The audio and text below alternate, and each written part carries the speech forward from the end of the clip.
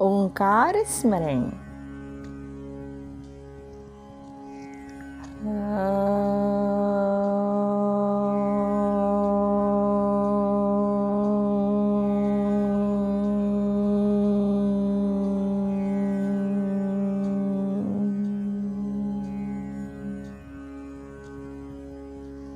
दोस्तों, आज एक बहुत ही बढ़िया सी कहानी सुनाने जा रही हूँ जिसका शीर्षक है अनुपम बलिदान। एक शिकारी था।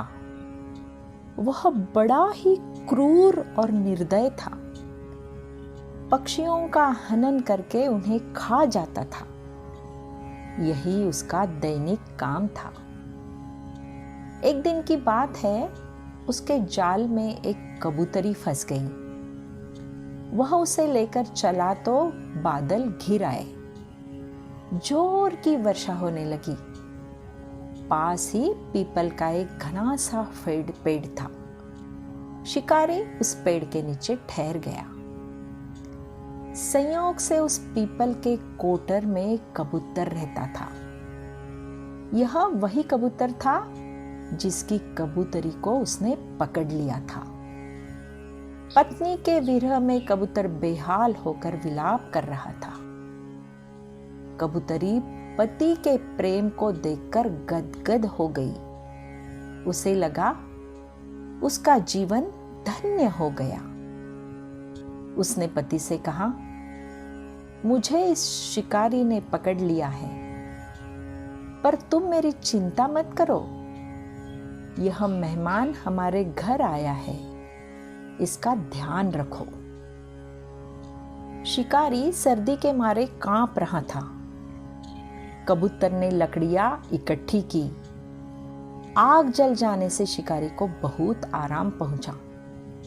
शिकारी भूखा था, पर कबूतर के घर में अन्न का एक दाना भी नहीं था। कबूतर सोचने लगा कि क्या करे।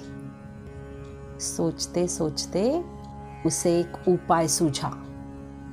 अपने शरीर से शिकारी की भूख शांत करने के लिए वह स्वयं आग में कूद पड़ा।